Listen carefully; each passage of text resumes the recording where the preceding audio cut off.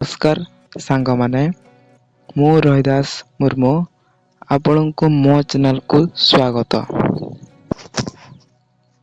आज यही वीडियो रे +3 इंटीमेशन लेटर डाउनलोड करते शिखिबा। चलंतु स्टार्ट करिया। प्रथमे आपण क्रोम ब्राउजर नहले गूगल ओपन करिवे। मु क्रोम ब्राउजर ओपन करूची। आपण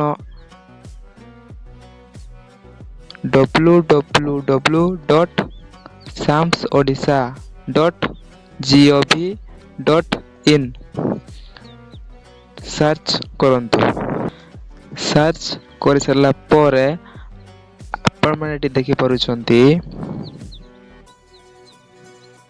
ऑफिशियल वेबसाइट आसी जायछि। साम्स ओडिसा रो ऑफिशियल वेबसाइट। आपण ए ऑफिशियल वेबसाइट रे क्लिक करंतु।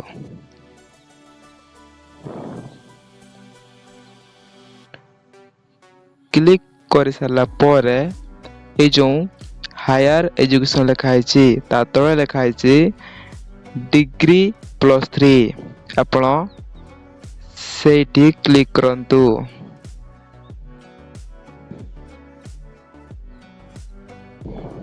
क्लिक कर सरला परे आपण माने ए भली इंटरफेस देखिबा को पाइबे।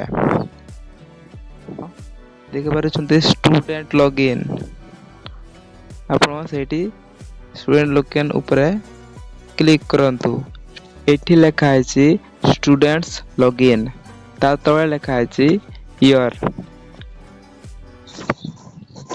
आपण जदी +3 first year intimation letter download करबा को चाहउछंती ताहले ए जो फर्स्ट ऊपर क्लिक करिवे। जदी आपण सेकंड ईयर हेतिबे ताहले सेकंड ऊपर क्लिक करिवे। यदि थर्ड ईयर हेतिबे थर्ड ईयर ऊपर क्लिक करिवे। तळे देखंतु लिखा है मोबाइल नंबर। आपण मोबाइल नंबर देबे और पासवर्ड मध्ये देबे।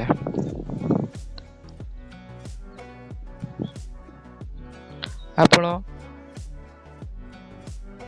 CAF कॉमन एप्लीकेशन फॉर्म आपण जेतेबेले +3 अप्लाई कोले सेतेबेले जो फोन नंबर देथिबे आ जो पासवर्ड बनैथिबे सेही पासवर्ड थि लिखिबे आ मोबाइल नंबर लिखिबे। ता तळे लिखा है देखंतु कैप्चा।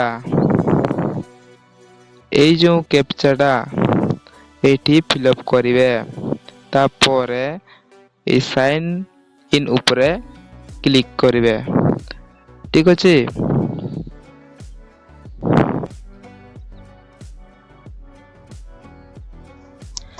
साइन इन करि सरला परे आपण एना देखि परिबे एठी अछि तीन टाकार ऊपरे क्लिक करिवे। ए जो देखा अछि सेठी तीन टाकार ऊपरे क्लिक करिवे।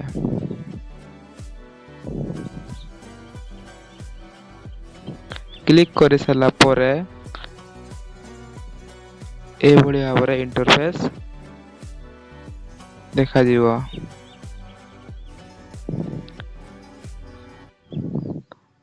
एठी लिखा है इंटीमेशन लेटर। ए इंटीमेशन लेटर ऊपरे क्लिक करिवे। ठीक अछि। ए इंटीमेशन लेटर ऊपरे क्लिक करिवे।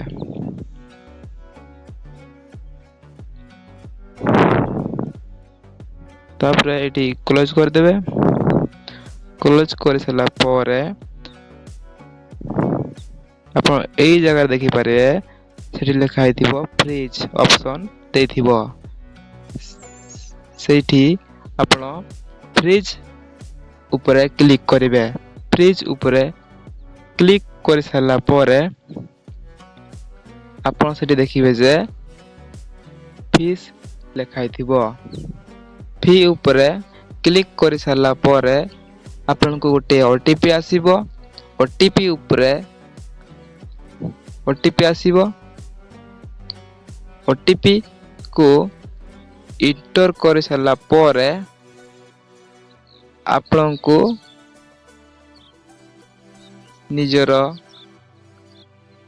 ରୋଲ୍ ନମ୍ବର, ଯୋଉ କଲେଜରେ ଆପଣ ପାଇଛନ୍ତି ସିଟ୍ ସେଇଟା ଲେଖା ହେଇଥିବ, ଆଉ କମନ୍ ଆପ୍ଲିକେସନ୍ ଫର୍ମର ବାରକୋଡ୍, ଆଉ ଟିକେ ଡାହାଣ ସାଇଡରେ ଲେଖା ହେଇଥିବ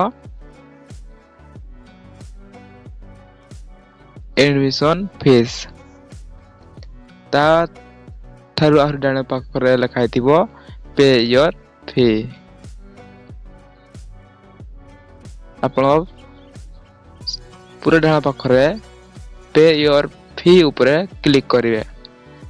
ପେ ୟୋର ଫି ଉପରେ କ୍ଲିକ୍ କରି ସାରିଲା ପରେ ଆପଣ ନିଜର କ୍ରେଡିଟ୍ କାର୍ଡ କିମ୍ବା ଡେବିଟ୍ କାର୍ଡ କିମ୍ବା UPI ଥ୍ରୋରେ ପେମେଣ୍ଟ କରିବେ। ପେମେଣ୍ଟ କରି ସାରିଲା ପରେ ଆପଣ ଇଣ୍ଟିମେସନ୍ ଲେଟରକୁ ଡାଉନଲୋଡ୍ କରିପାରିବେ।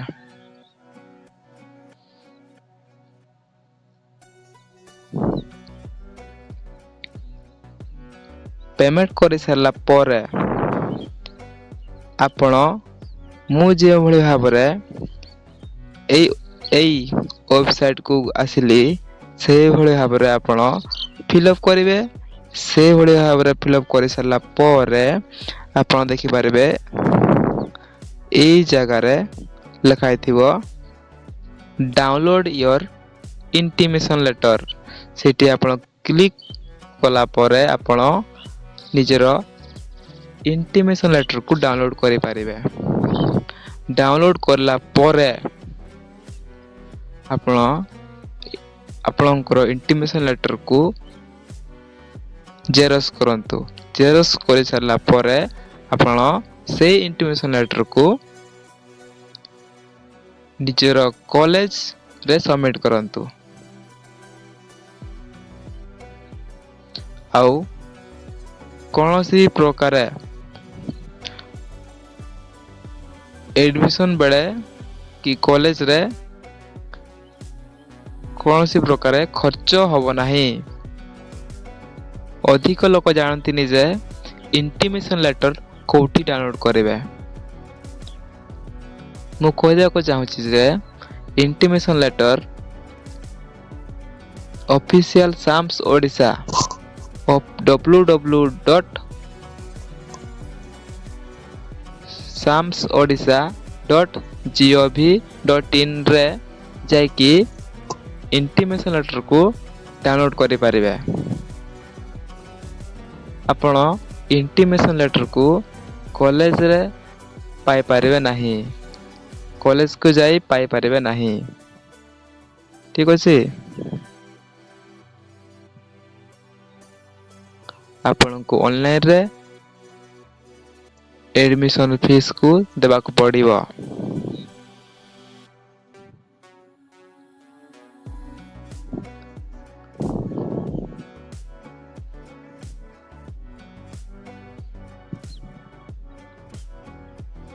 ଠିକ୍ ଅଛି।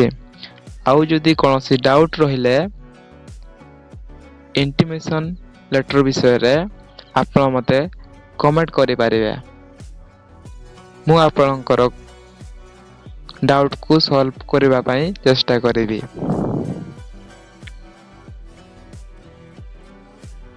ଆପଣମାନେ ଏହି ଭିଡ଼ିଓକୁ ଦେଖିଥିବାରୁ ଆପଣଙ୍କୁ ବହୁତ ବହୁତ ଧନ୍ୟବାଦ। ପୁଣି ଦେଖା ହେବା ଆଉ ଗୋଟେ ଭିଡ଼ିଓରେ।